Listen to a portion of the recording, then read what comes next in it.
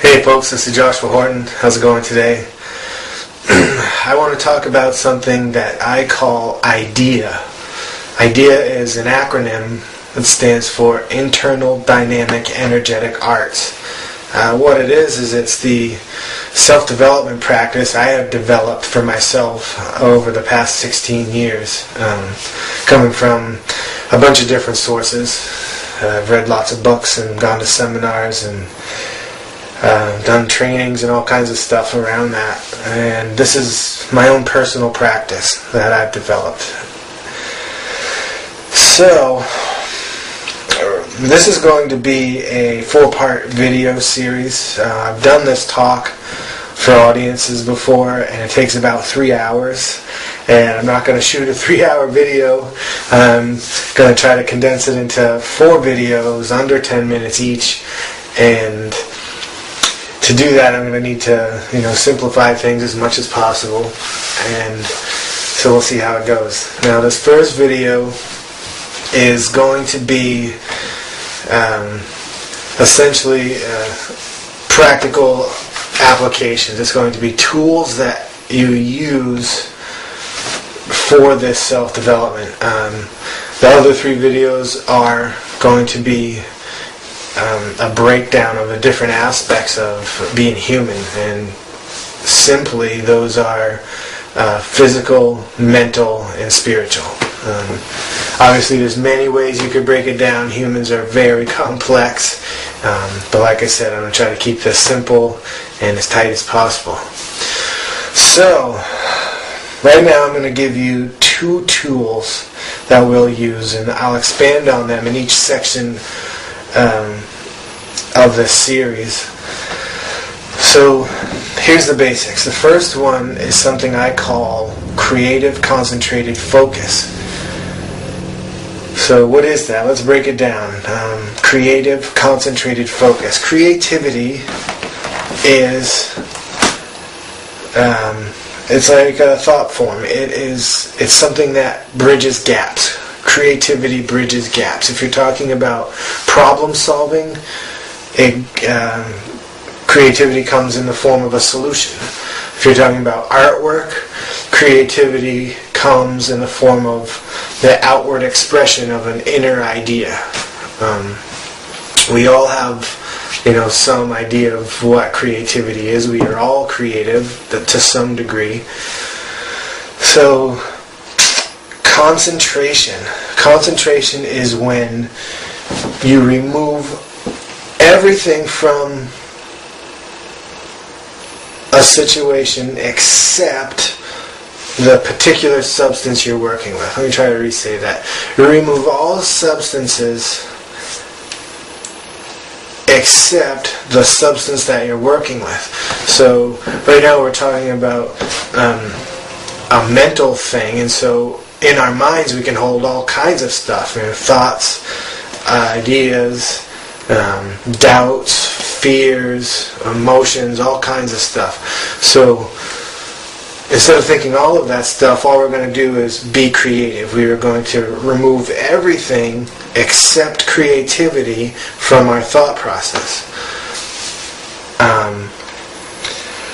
So that is concentrated creativity. The next part of that is focus. And focus is when you block out everything from your awareness except the one thing that you're working on.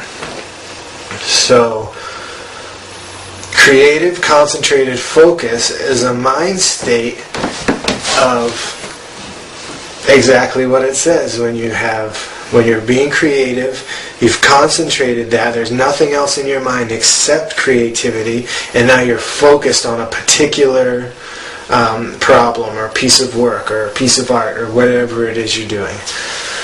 Creative concentrated focus. It's a very powerful mindset. It's a very powerful tool. You can turn it on and off and apply it to whatever you happen to be working on. So the next tool I want to give you is breath control. Normally breathing happens automatically. It's an autonomic function. We don't have to think about it, and we breathe anyway, and that's good. We don't have to think about that all the time, because we want to be able to focus on other things. But sometimes it's very useful to take control of your breathing. So I'm going to make a little aside here, and then I'll get right back to the breath control.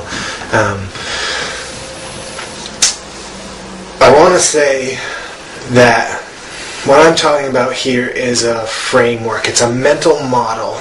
It's not truth. It's not the gospel. It is only a mental model that we can use as a tool for something. So part of what this model includes is what we are as humans. And for this model, what we are is energy, life stuff. We are a thinking stuff. Which is life force.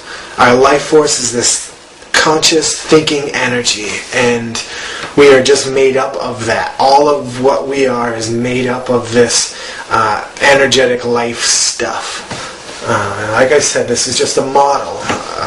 We're using this model as a tool to basically work on ourselves on the inner level. When we use this model, we can actually change things about ourselves on the mental landscape internally. But it works on the physical level, it works on the mental level, and it works on the spiritual level. But like I said, it's a model. I'm not trying to start a church or anything like that. So, get back to breathing. Breath control, or breathing, is like the essential rhythm of our life. It's like the pump that keeps the life coming in and out of us. So learning to control your breath will give you a direct interface to control this life stuff that we're made out of. So, with that in mind, there are four phases of the breath.